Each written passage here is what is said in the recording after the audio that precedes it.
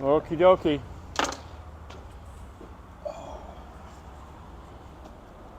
Good afternoon, Neil here with the Off the Lip Radio Show and my series Who's Who in Santa Cruz with this lovely lady right here who's a fascinating story, and I'm dying to talk to her. Her name is Becky Clark, and she is the new athletic director, AD, at Watsonville High School, which is a big deal. I want to thank Jay for sending me Becky. My friend Jay Nelson sent a little text saying, you got to interview her. She's incredible. So talked to her on Facebook, Instagram, and here we are. Yeah.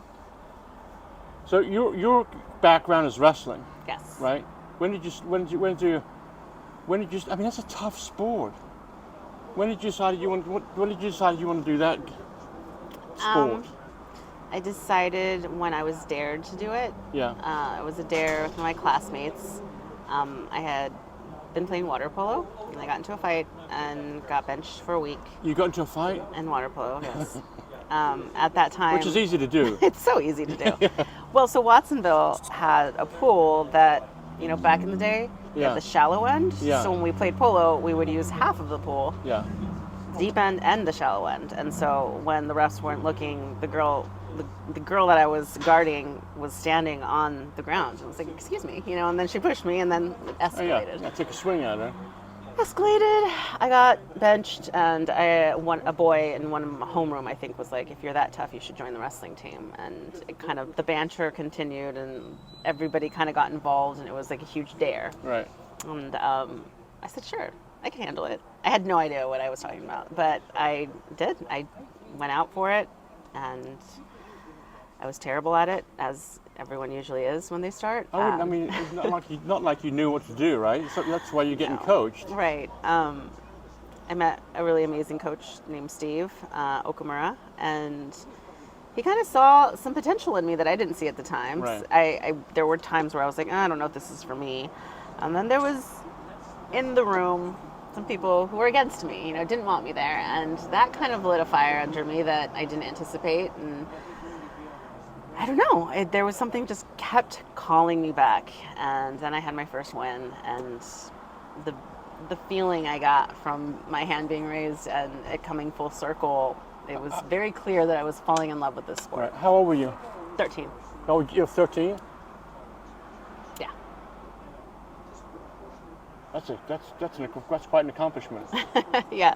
I didn't so see it at the time. What did you get, a medal? Well, how? No, it was just my first year. I think I had 2 wins. Yeah. And they were a JV and a novice win, like tournaments. Yeah.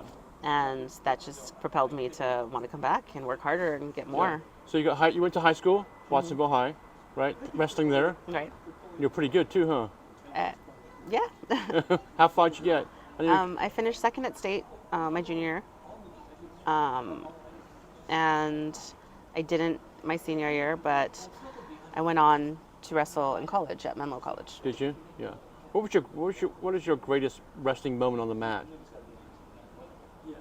It would have to be nationals in high school. I think it was, I met my college wrestling coach there. So that kind of set me up for what was next. Yeah. Because girls didn't have a proper team, I went on this journey with a coach from Half Moon Bay, and I got to meet other girls throughout the state that wrestled, and all of us were on boys teams, and so we got to know each other. And I met my college coach's daughters, Catherine and Sarah, who are currently still friends with me. So I would say that, because it was an accumulation of all sorts of things that later came into play in life.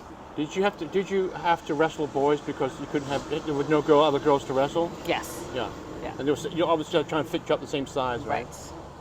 At the time, there was a girl named Jody at Aptos, and I met her. We went to the Women's Open in Vegas one year. I'm not even sure what year, but she was delightful. I still know of her. Like, I know friends of friends that are friends with her. Yeah. She was the only one locally, like, in the vicinity. So it was, that kind of stuff is great. That's a tough sport with no one to play, no one to compete with. Well, But no women to compete no with. women to compete I could with. still compete, Yeah. not with women. Yeah. And so, yeah, it was a little bit of a mental, I don't know, I never, when you fall in love with something like the sport of wrestling, because it's such, I've described it to many people as like, it's so technical, but also anybody can do it, but also it's a dance. It's intense. It's also just like the best analogy for life, Right. in my opinion. And I'll give you an example of this. Fast forward to my daughter now wrestling.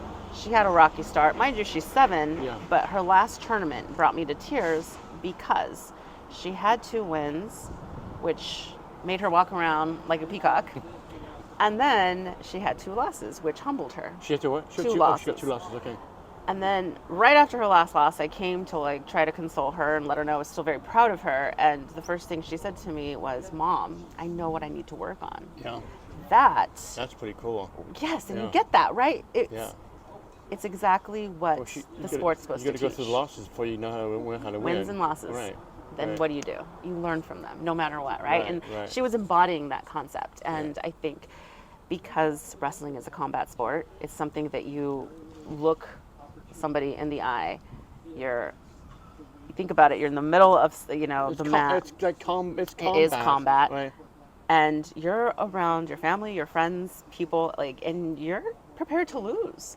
That takes a high level of emotional intelligence, right? Right. And I think that's important for all of us because we're in this time of technology. We communicate less in person. We have less overall emotional intelligence. We're coming out of COVID. All of these things are very conducive of us not being emotionally intelligent and going backwards and not being prepared for what life really has to offer us, the good, the bad, the unforeseen, which is everything that wrestling teaches you. Yeah. So, But you still shake hands afterwards, right? yeah. It's like rugby. Rugby, you beat the Shake crap out of each other for an hour, and then you Yes, shake hands and go yes. down. Right? It's Absolutely. that type of sport. It is. It's a gentleman's sport.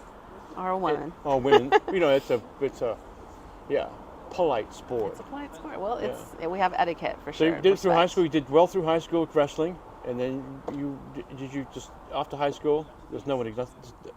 What could you do wrestling wise? Right. That's a great thing to say. Is there's very few options. I could go to Missouri State. I could go to at the time somewhere up close to Reno. I forget what. So very college few it's called. colleges have a Very wrestling few, program. yes. Okay. But Menlo was they had just began their program. And so I ended up being the first one to wrestle there first girl to wrestle there for 4 years, which again, uncharted territory, so it was. How many other girls were there in that program? My first year there was like 5 girls on the Okay, team. Yeah. None of them came back, so I was the only returning one my sophomore year. Right. Of the next group, my friend Sarah, who I said wrestled in high school, her dad was the coach. She came, so I had a friend that I knew wasn't going anywhere. Checking the camera. Go ahead. Yeah, and then the year after that, so my junior year, we had a group of 5 girls who actually were the first solid graduating class Right. we went through. Right. And out of that group, I think 2 went on to fight professionally, and the rest went on to do other things professionally. But that's when I marked the beginning of after that batch of girls is when the program started building, and now it's a powerhouse. Menlo is? Mm-hmm. Yeah. Now, what's the question I was going to ask? What did you study there at Menlo? Did you actually just go to wrestling, or Totally. Oh. I was the type of kid who, I didn't know what was next. I'm first generation. My mother wasn't afforded the opportunity to play sports. Single mom, could barely afford to go to any of my sporting events, much less advise me on what to do. Right. So she was just happy that I found something that I liked, that I was getting good grades, and that I was going to college. Yeah. I had no idea what I wanted to do. I ended up interning for a UBS. Do you know what that is? It's a financial. UBS. UBS. It's a bank, right? It's a bank. Right. Swiss bank? Wealth management, yes. Yeah. I ended up meeting a gentleman in the Stanford wrestling room during open mat, and I was really frustrated. One caveat is wrestling style in high school changes when you go to college for girls, because of the lower numbers, we went to freestyle. So international, which affords us more opportunities to wrestle, right? Yeah. I was getting really frustrated during open mat, and a gentleman came over and was just like, Calm be down. patient. Yeah, be patient. And so we got to know each other, and I let him know that I was looking for an internship or like a side job, and he took me under his wing, and that's why I ended up interning for 4 years in the financial world. I got my degree in liberal arts and sports psychology, and ended up going straight into finance at Menlo College. Because it's a business school, they require a certain amount of business like courses anyway, so it was just a fitting kind of jump into the financial world. And then I graduated in '06. What was going on in 2008-ish is our economy was collapsing at the time, right? So I ended up getting laid off 2009-ish, taking some time. I was still coaching at the time. At Menlo? 2009, that was the last year I think I coached. Yeah. And then I got recruited by Cupertino. I spent some time with them, but then I figured out my next move was in games. I jumped into that, and that took me to New York, which is when I stopped coaching for a while, until my mom got sick, met my husband, came back, got married. My mom passed. I'm sorry. Got pregnant. My daughter passed. Yeah. My husband got sick, and that's when I decided, perfect storm, let's move. I need to go home. Out of New York? No, we were in Menlo Park at the time. Okay. So when I came back to see my mother pass, get married, and then I moved back to Menlo. Where my husband was, we were doing long distance when I was in New York, so that's where we settled. But when I lost my daughter, she was at Stanford, which was too close to Menlo at the time, and I was like, I don't want to be here anymore. Right. When he got sick right after she passed, it was mom passed, child passed, husband sick. Your child passed away? Yeah. I'm so sorry. Yeah, that's one of those things that is the conduit again. I'm a spiritual person, so I do give God the credit for getting me through that painful period, but also I do have a mindset of just get up. Just get up. Like that's something that it's ingrained in me. And there's no future in the past. No, but like also when you're used to getting your face bashed in, like cross-faced and thrown, and like you have that mental capacity to say, you got this, you're stronger than this, you worked for this. It doesn't go away. In life's moments like that, yes. do you go back to thinking about wrestling? Absolutely. Well, I don't go back to exactly being on the mat, but I fall back to those. It's like muscle memory, but it's memory. It's addressing the fear that you're feeling, and then saying, no, you got this. Yeah. That's natural to me now. Right. And I realize as a middle-aged woman that's where it came from. Right. Like, and I've gone through. My high school wrestling coach, Steve Okamura, ended up being what I would call as a surrogate father. He passed away recently. And so this is why it's very, very vivid in my mind. I went through journals, and some of the things that I had told my teammates as like a team captain or even a coach is, anything worth having is worth working for. Or, you got to just power through, or half of it is showing up, being consistent. All these things that I was preaching to other people, like I got it from Oki, like my dad. And it's all derived from wrestling, and it's such a beautiful thing to sit with and think of, especially as a newer mom. She's 7 now, and I take that responsibility very seriously. What's her name? Sophia. Okay.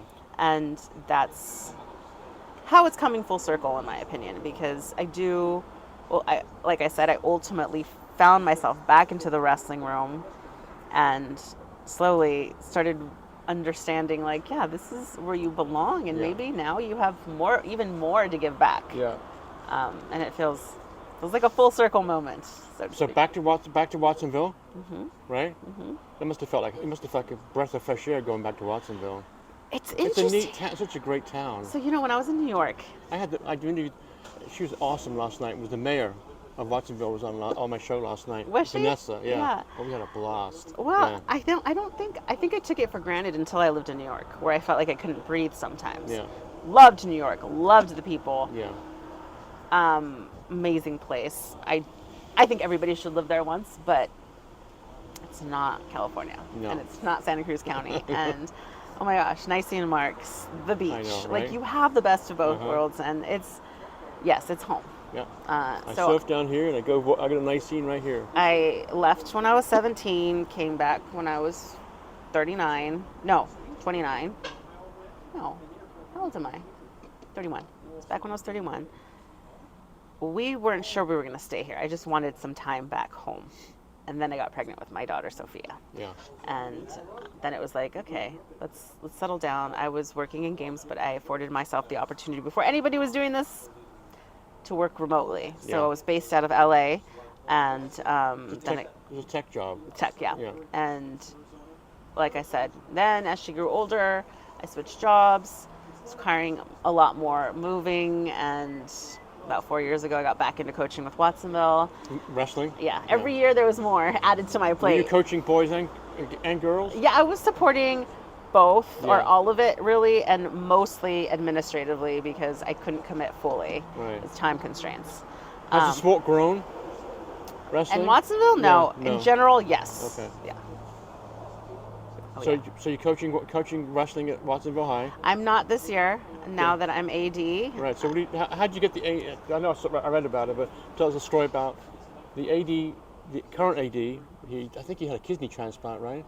I'm not sure about his I think, health. I think so. I heard a little bit about that. I think Yeah. he took on a new role at Salinas, I believe, and that's how it opened Okay. up. When it opened up, Did you went? Oh my God! Here's my opportunity. not initially. Initially, I said to someone who I thought would be great for it, Yeah. without knowing too much about it, Yeah. you should apply. Yeah. Like, we need you. Watsonville needs you. Our programs are suffering. Like, our kids, they need motivation. They need zest. And that person looked at me and was like, yeah, I don't have the qualifications. And I go, what are the qualifications? And so he explained them. I was like, oh, I have all of that. And then he's like, well, you should look into it. And as soon as he said that, Yeah. it dawned on me, like, why am I not thinking I can be bigger? Right. Right. So I did look into it, like, right away. And then I called a friend who works in the school district. And I said, hey, you would know. Well, where should I start with this? Like, it's not posted Where's the anywhere. application? Right. It's not. I don't see a job posting. She's like, oh, then it's probably not properly posted. But I think you could do some digging and figure it out. So I did. And then I realized I had to wait. And I did. As soon as it posted, I looked through and I said, okay, let's give it a shot. And then I went to my Rolodex and knew people, all my sports people. I said, hey, like, here's where I'm at in life, and here's what I'm thinking, and here's what I want to do. If you have it in you to send me a letter of recommendation, please do so, because Yeah. I'm going for this. And that's what I did. The rest Were is other people history. going for it too? Yeah. Was there a vote, or was it just did they give you the gig? It was a vote. Was it? I did have. There were other people going for it, and ultimately, the last interview was. So it's like after you get through HR, they set up interviews, and Yeah. then there's like a panel of 7 people from the district, different people I'll interface, and they ask me a series of questions, or ask us a series of questions individually. I don't know who else. I was in the room alone. Right. And then I got a call the next day saying that I had gotten the position. Right. That's cool. Now, when was that? Like March this year? No, it was What, you- it before? was the end of June. This year? Yes. Oh shit. Very, very soon. Brand yeah. new. Brand new. Rookie. Rookie. Everybody starts there. How many sports are you, overseeing? All the sports. I can't say off many- the how top of many my are there? head Must how many be. there is, but there's a lot. There's a lot. Yeah. Right. Which is soccer, football the major sport at that school? Is it? I mean, how are you defining major? How do I find my? What's the most popular sport? I mean, I would think popularity-wise, Yeah. community-wise, Yeah. I would say soccer and football. Yeah. And I think Oh, that's that's right. just Football too. Huh? Yeah. Yeah. Football's just a classic American sport, right? Right. So, football, basketball. I Yeah. mean, we have a strong basketball, and soccer. Do you want I to mean, talk? Do you want to talk about what you think the program needs? Yeah, once you sat down day one in the office and open up your laptop, did you have a plan like we need? This is. I got 5 things I need to work on here. Yes. What are those 5 things? Community engagement. So that's via boosters. Right. Getting more people involved, and that's and structure, getting the kids more school spirit. So that's working with the activities director on site and figuring out why aren't kids at these events, not necessarily participating, but Yeah. supporting. Right. You know, in my day, if you weren't an athlete, you could still come to support. You still had school spirit. There were still activities leading up to it. We had pep rallies, and then we were like, yeah, let's all go to the game and Right. socialize, right? I wasn't a football player, but I sure went to a lot of the events and have great memories. I don't see that in the last couple of years, Right. right? And I do strongly blame COVID for some of this, right? We can't expect our kids to be We need something to light a fire under it, right? right. Right. And we need the adults to connect those dots and to have the enthusiasm and care to implement things that will attract our kids. Yeah. What else? So community engagement, school spirit, and really an oversight of how things are operating. And I can't really answer that without getting under the hood technically and looking at all the things.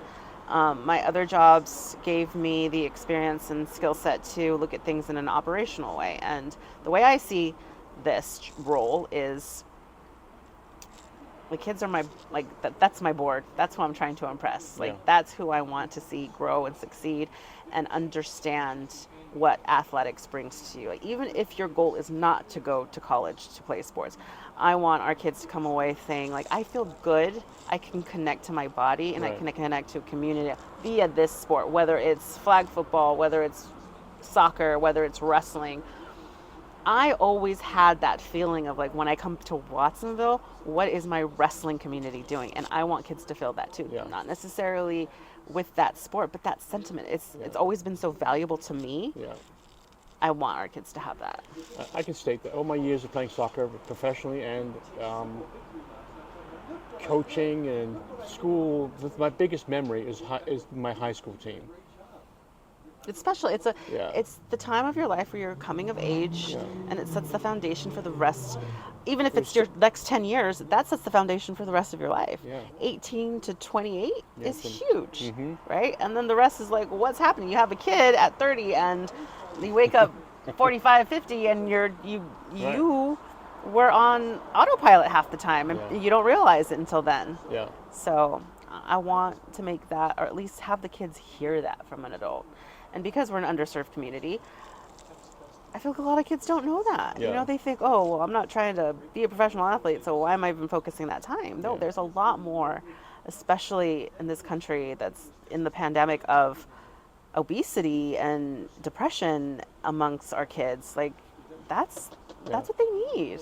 It is. Oh, yeah, absolutely. Is a dose of endorphins and of structure and guidance that should be baseline. Yeah.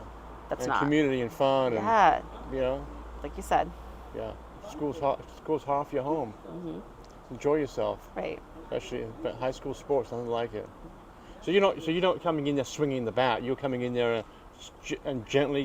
What things do you want to? Absolutely. I don't believe in swinging the bat. Right. What are you changing? Those things you talked about. You want to change. Yeah, I need to. I'm right now. My whole focus, and it probably will be for the first season at least, is getting to know the ecosystem. Yeah. Every place has its own set of culture and ecosystem, and every school's different. I don't care. I mean, Aptos and Watsonville, PV and Watsonville, St. Francis and Watsonville, we're all different, right? Yeah. So, yes, it's my home. Yes, I engage with the community. Yes, I know all about it, but I need to really understand what my current students are dealing with, what the culture is with the teachers, how much they support us in our after-school activities, finances, boosters. There's so many components, and so right now I'm spending time meeting people one-on-one, talking to coaches individually, asking them what their high-level, lower-level, long-term, short-term needs are, getting a real scope of what I'm working with. The financial aspect's very hard too, because you're always looking for money. Mm-hmm. Or 24/7, right? Yeah, 24/7. Yesterday, we have various needs. Yeah. How are you going to do that? What's the best way to do that? Just support from the schools, support from the families, support from Fundraising. right? Yeah. You get support from the state, governmentally wise. We get small support like any other school, but Yeah. that's an ongoing thing for sure. Yeah. Well, congratulations. Thank you. Yeah, so I can see you know, Watsonville's got themselves a really good AD. Thanks. Do you know Abby that. Christopher from Kirby? I do not. She's the AD there. She's awesome. You know? I did see her on, Yeah. be mentioned in the Sentinel.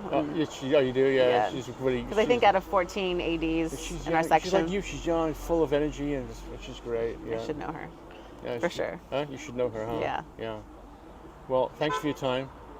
Thank you. Thank you for having me. Of course. So I'm going to thank my friend Jay for... Thanks, Jay.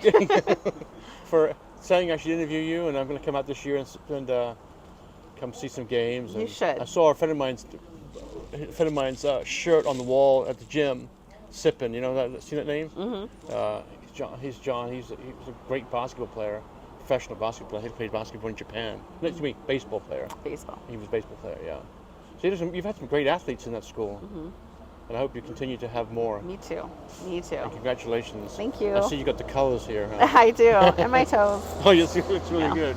Anyway, that's it for today, and thanks for listening. And you can check out the show on YouTube. It'll be on there very shortly. Thanks, Becky. Thank you.